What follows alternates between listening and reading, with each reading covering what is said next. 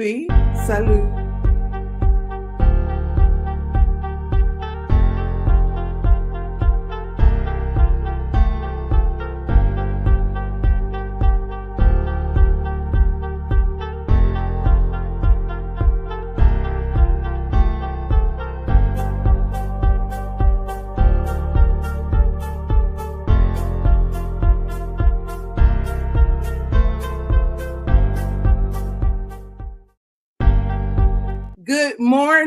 Good morning, and happy Monday to you. This is your girl, Madam President with a Z, coming to you all the way from Paris, France. I'm in France right now, and I have no greater pleasure than to be with you this morning, just wishing you a happy Monday.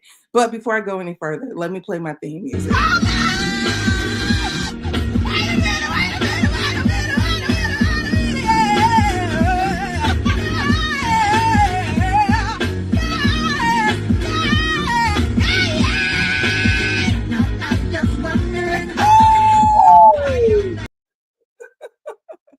All the way in France. Hey, we got to do what we have to do no matter where we are. And one of the things that I enjoy doing is being here with you every single day, Monday through Friday, 9:30 a.m. Eastern. You know, this is the place where you get your real news. You are going to forever get a bold truth. And I am 100% politically incorrect. And this is brought to you by, you know it, flynubianmoney.com. When you want to get your money up, this is the first place you start. If you want to get your mind up, this is the first place you start. Do not forget to text Queens to 87948. If you want to keep up with Madam President, what she's doing, when she's on, when she's live, and whose show she'll be on, text Madam to 87948. I just would like to say that I'm excited about this week in general. I'm walking in a lot of gratitude. Of course, being able to travel internationally is a blessing. And just having different experiences is a blessing as well. So although it's a lot going on globally, I believe humanity is 100% universal. Everybody has the feeling of being human, no matter where you are in this world, from, the Pennsylvania to Poland, from Africa to Alaska, humanity is universal. So I just would like to say that we got a pretty good show for you. I had to look at some things and just see what's going on in this world. And I remember during the election time, you already know, I've been trying to stay away from politics, but it's hard to. So let's just go ahead and dive on in like everybody else. There's been a recent conversation with Roland Martin and the brothers over at Earn Your Leisure. And I want you to hear this conversation because I thought it was really good. I thought it was good that Roland Martin decided to have the conversation because people were really confused and upset about Roland Martin receiving $350,000 from the Harris campaign. Now, the way that he broke it down, it made absolute sense. He says that I am a media agency. Why in the hell do everybody think that I'm supposed to work for free? Now, I do believe that he's absolutely right. There's no way. For some reason, I don't know why Black people think that you cannot care about people and also charge them. I don't know why you Black people believe that, everybody who has some form of upward mobility has to be connected to suffrage, and I just want you to even think about this a little deeper. When people are not financially well, you don't even want to talk to them. When one of your friends call you and they ain't got no money, you have no way of helping them. So imagine what people like Roland Martin and people who are in positions of so-called power have to deal with. They cannot properly, do the job that they have to do unless they have money. Money is everybody's equalizer. People who have the financial means to take care of themselves, take care of their bills, take care of every single thing that's happening in their world efficiently is through economic stability. If you do not have financial stability, Have you seen the news where people who don't have financial stability start jumping off a bridge? Men who lose their money through child support, they go and kill the mother and the kids. Financial stability is 100% important. That's just number one. No matter what your occupation is in the world, everybody has to be able to take care of themselves. So I just want you to see what Roland Martin had to say about receiving the $350,000. And this was really, really, it was really interesting. Let me bring it up for you right here. Y'all know me. I got to be the engineer of the show. I got to do it all. So with that being said, take a look at this right here. I got another clip I'll show you too, but let's start with this one.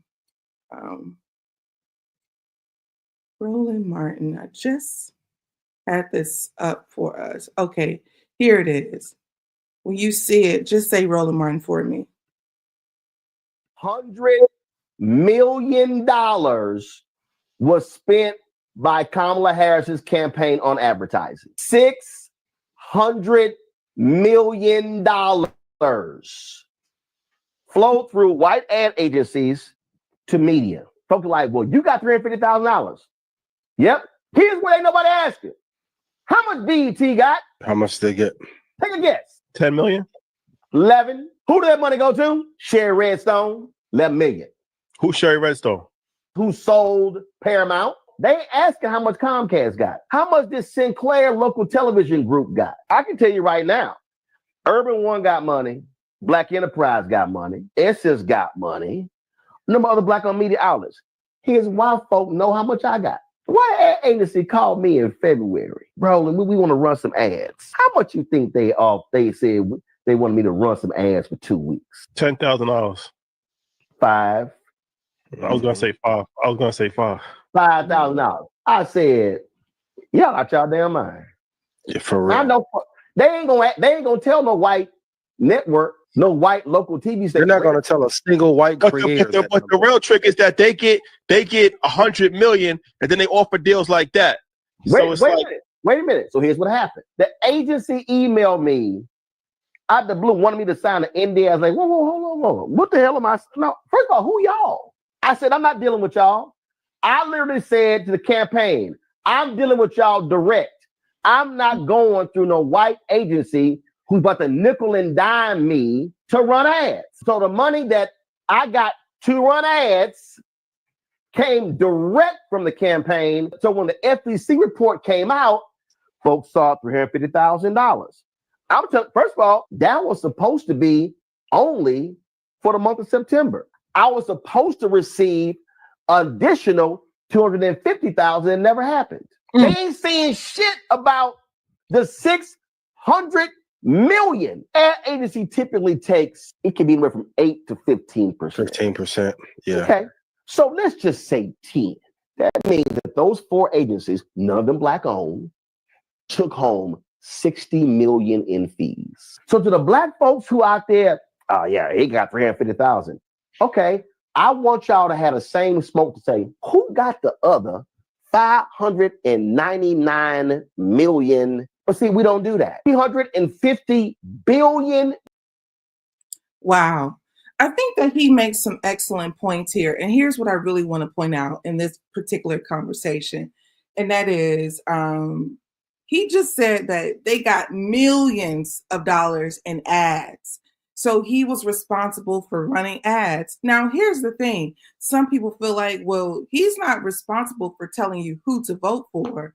But if he's a Democratic supporter or he is a person who would support Kamala Harris and his demographic is a group of people who will also support that thing, then they're going to run ads on his particular network. Now, it is his responsibility to advocate. He said that they reached out to him to give him $5,000 when the pot was millions of dollars. And he said that he hasn't even received the other $250,000 that he was supposed to receive.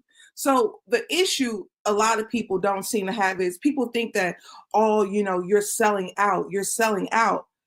I don't believe that this is a matter, that this is just me. I don't believe that this is a matter of sellout.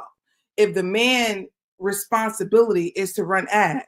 Now, if you look at ads in general, this is the candidate, that my demographic like. She is going to come and I'm going to promote and highlight her positives to the people. Now, the same thing runs with Coca-Cola, Fanta. Coca-Cola, no good for you. Jiffy, peanut butter, probably got all kinds of preservatives, maybe not. But they run ads so that it can be in the face of the people. Now, some of us don't like Coca-Cola. Some of us don't like peanut butter. So we don't like to see those ads. But those ads will be ran and it will cost. So some people got upset with Roland Martin and believe that he was in the wrong. I don't think that he was in the wrong. But I do believe that it's very difficult for Black people to disassociate themselves from being connected to Democratic, to just anybody politically. No matter what your political stance is, somebody's going to be upset about it. Also, no matter who he wants to be in support of or not, he should be compensated. Why do we have to do everything for free? We are the people in this country with no particular inheritance. We don't have the family that left the trust fund, but everybody want us to do things for the greater good out of our heart. And I just think as a people, it's kind of a poverty mindset to have the expectation and desire for people. I want you all to listen to me very carefully, because this is sometimes where you all like to disconnect. It is almost impossible for people to make the level of sacrifice that you want them to make for you and your children and your family. You want people to make all types of financial and moral sacrifices that you won't even make. You won't quit your job for the sake of going to your children's everything that they need to go to. And you won't, do some of the things that requires deep sacrifices for your family. Why do you expect people like Roland Martin to make these deep sacrifices for you and your family? It doesn't make sense. So anyways, all that to say that Roland Martin broke that down very well. He broke down something else that I want people to see too, because I talked about this a lot. When George Floyd passed away, there was, pledges all over the world. It was something that I had never seen. I'm sorry, let me rephrase that. When George Floyd was killed, he didn't pass away. When George Floyd was killed, I saw so many pledges. I had never seen with my own eyes major corporations take a physical stance, a creative stance, an ad stance with Black people the way that they did when George Floyd died. Now, I will say this. I have read stories about how, when they killed Dr. King, it was horrid, okay? When they killed Dr. King, the people begin to burn down everything. This is similar what happened that you saw with George Floyd. The protest was so major that it cannot be ignored. See, it's one thing for you to come and burn down my house. Then I just have a personal grievances with you. But if you go and you burn down Macy's, oh baby, you getting into a whole bunch of people's problems. You getting problems for the CEO, the person who works the cashier, the person who works as the custodian, the person who works as the merchandiser. You're getting into the lives of so many people. So when they killed George Floyd, it was one thing, but they had no idea that the magnitude behind this man's death was going to promote basically so much discourse economically that they begin to start making public pledges. Name a time in your life, if you're under the age of 40, name a time in your life where you saw Adidas make a pledge for racial injustice. Name a time in your life that you saw a bank like Chase a Bank of America make a public pledge to something. This was major. So, but here's what the conversation has been. These people who made these public pledges, these corporations, not people, they did not keep their promise. I want you to take a look at this right here. I'm going to first play what Roland Martin said about it because it was good. And then behind it, I'm going to read a little piece of this article that is also good. All right, just bear with me while I pull this next clip up from Roland Martin's. Year on advertising. Not that one. It's another one. This one right here. Because what happened in 2020, this white power structure. For the first time in American history, we had young white people, young Latino people who were demanding change. They said, no, we can't have this shit. We cannot have this. Adidas, you can pull a story up.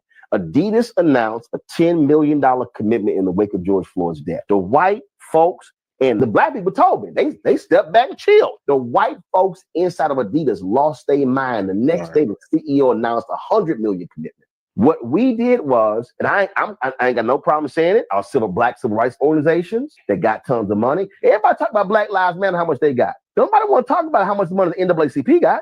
NAACP got about $140 million. Way more than Black Lives Matter. So what happened was our infrastructure got comfortable. I was yelling. I'm telling you what I said to them directly. What the fuck are we doing? There's 60 to 100 to 200 billion in commitment.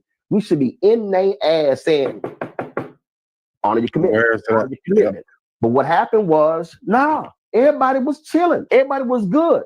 If I pull the clips, y'all will be like, damn, he is not lying. Bruh, I am literally giving speeches on HBCU campuses, imploring them to make this a project for their students to hold the companies accountable. People were just talking about it, did not want to do it. 2023, we had Congressional Black Caucus Foundation, AOC. Congressman Stephen Horsford called this emergency meeting dealing with black wealth, tax on DEI. Remember I said 2023.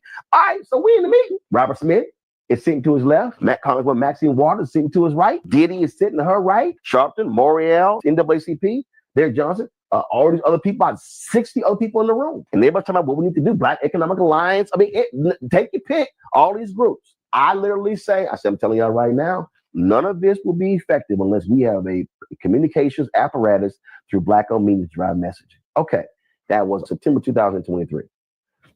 I'm Stephen Horst, my frat, but I tell him, I said, Stephen, if we'll talk about creating the black wealth, we should start with every single one of these logos on the CBCF AOC banner. Let's start right here. Those are our sponsors. I know that. That's the whole point. They come to y'all for a black stamp of approval. Mm-hmm. No, we got to be putting our foot on their necks. I asked 6 months later, yo, where we at? That's true. Yeah. We working on some stuff. They sent out a letter to corporate America in December 2024 asking them to stand for DEI. Nobody talked about it.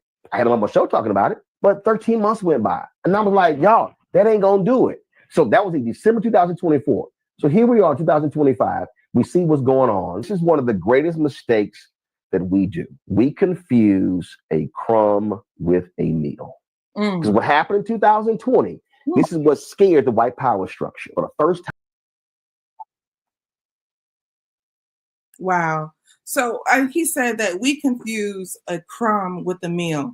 Let's dive into this really quickly. Number one, they made major financial pledges, but here's what it got really weird. It went from I'm pledging tons of dollars to the Black community to a movement of I'm pledging tons of dollars to Black women entrepreneurs. Huh? What? You just pledging to women entrepreneurs? There were companies that was like, I'm pledging to women, Black-owned women businesses, Black-owned women businesses. And I just want to let you know that they lied. They were pledging by billions. They was pledging by millions, but they did not deliver on that pledge consistently amongst everybody. They were giving grants and educational things. But let me just read to you too. This stuff gets. This is one of the reasons that Black media is so essential. This is why I like Roland Martin for what he does. It doesn't mean that I agree with everything that he does. I think there's too much proximity to whiteness and Black liberation So the NAACP and how it was originated, W.B. Du Bois, and who had to be affiliated with it. If you look at everything related to the NAACP, it is, a upward mobile and esteemed organization. Everybody ain't hanging out with the NAACP or the Black National Caucus. I believe that we have too much division amongst Black leadership, but it's been that way since the early 1900s. Booker T. Washington and W.B. Du Bois, they did not agree. They actually fought about, how to approach going about liberation. So it actually kind of pains me a little bit more than any kind of enjoyment to see that we still have so much discourse when it comes to something as simple as agreeing. Like when you're trying to, this is why I love Harriet Tubman. I would rather pull a gun out on you and save your life than try to convince you why being a slave is not a good idea. So it's like, I don't have time to re-raise you. Nobody has time for that. And some of you all would 100% rather be re-raised than come to the realization that some things are just out of your, will. This is just out of, like, when I go and I do taxes, I'm not a tax person. I don't know nothing about the tax codes. I don't know what's what. So when they start talking to me, I'm listening.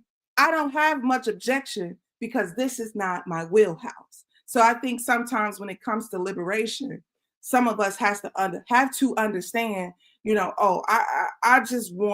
I need to be told how to go about this, because I know personally I don't have the willpower, the know-how to do it myself. And we need to come to that agreement a little bit more frequently than we even know. So anyways, back to what he was saying about the pledge. I'm gonna read this article to you so you can see how these companies and corporations made these major commitments and they did not keep them. Check this out right here. This was a good read too. This article is from the Washington Post. It says a corporate America's $50 billion promise. And then it says a post-analysis of racial justice pledges after George Floyd's death reveals the limits of corporate power to affect change. Now, this is a very long article. I enjoyed it. I'm sharing this with you right here so that you can see that this is written. It is not a place where you just have to, you can go and find this yourself and read the entire article.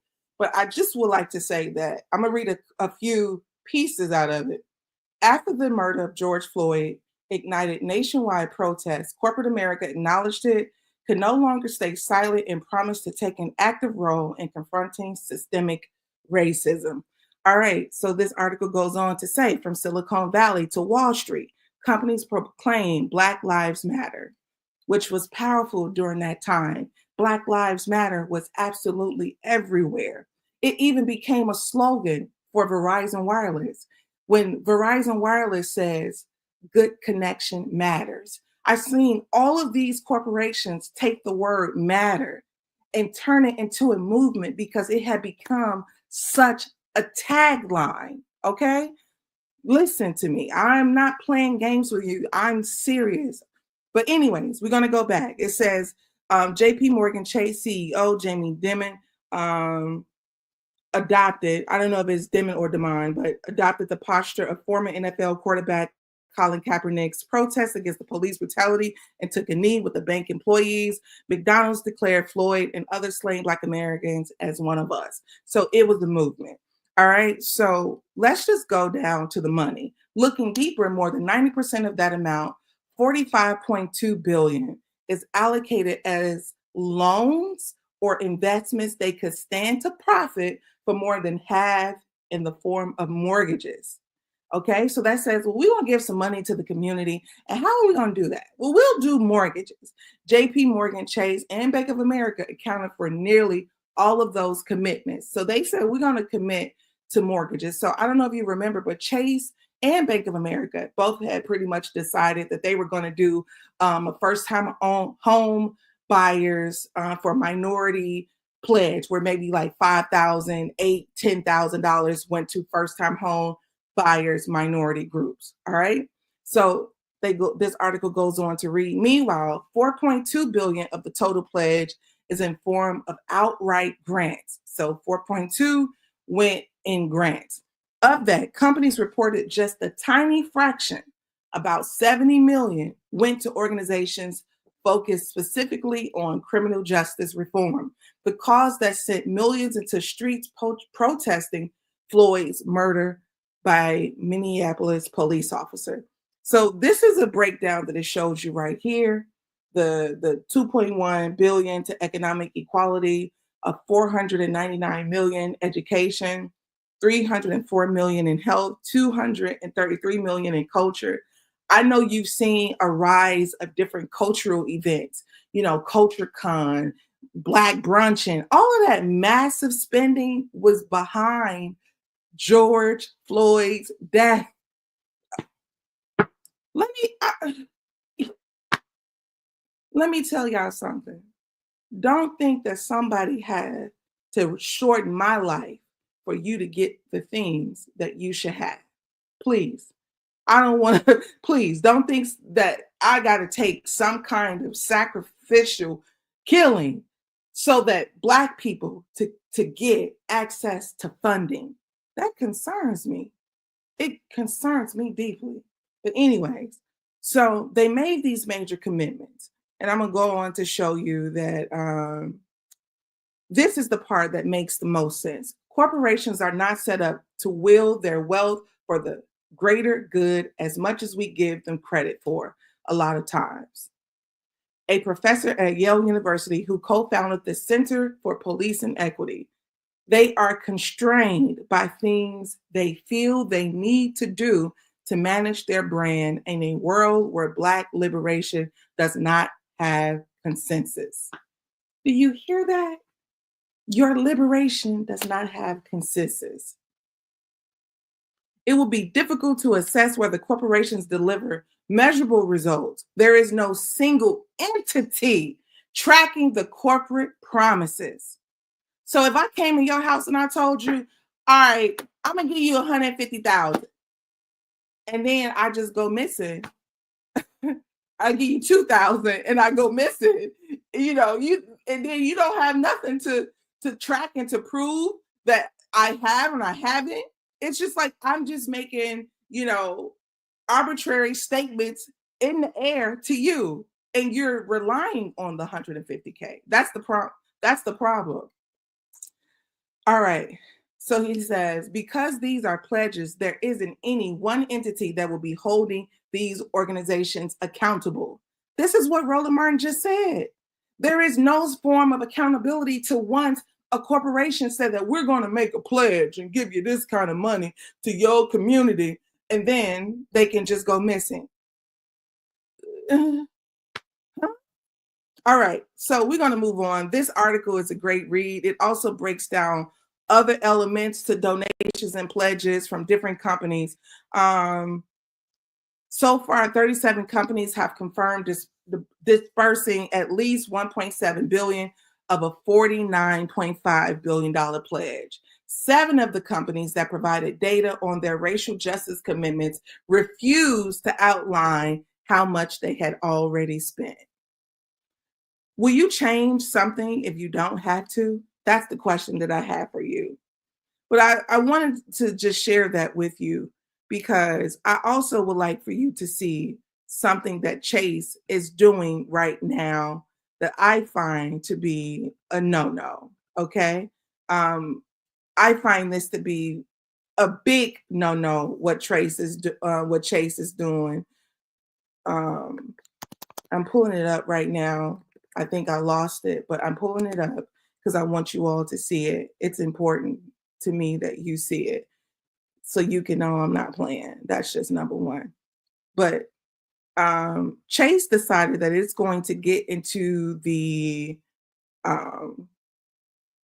what is it called? The rental company business. And I want you all to see this because we have the tendency to think that people are playing with us. While we sitting around not focusing and thinking that everything is in a great place, these corporations are working nonstop in a relentless manner to make sure that they get every dollar that's on this planet. And I believe that we should be working together to ensure the same thing for ourselves, not in a greedy way, but we should be working hard as a people. We should be working hard, collectively working together as a community, raising the children well, staying connected as a family. We should be working hard, to be educated, to have good sense and good emotional sense as best as possible. We should be improving ourselves because this country is nonstop. So check this out. If you can see it, do me a favor and type JP Morgan in the bank in the comment section. Put Chase or something, Chase in the comment section. But this reads, JP Morgan and Georgia Capital launched new build to rent development company. Now, mind you, I just read you the article where Chase had already given money to new homeowners, right? They had given money to grants. And now they said, hell, we're going to be the company that these people, the money we just gave them, they're going to come and give it back to us. So listen to this article. It says JP Morgan has teamed up with Georgia Capital and Perron Homes to form a new company called Lancaster, which will focus on building single-family rental homes in the Southeast United States.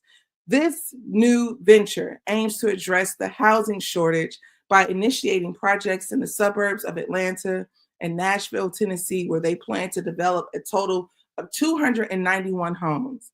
By leveraging their expertise in land development. Now, when Chase get an expertise in land development? Okay, got it. and home building, they seek to enhance housing availability in areas experiencing high demand. Let me just tell you something. This is the new America. The new America is there to ensure that single family homes will not be owned by a single family, okay? The corporations are so greedy that they are now coming for the land.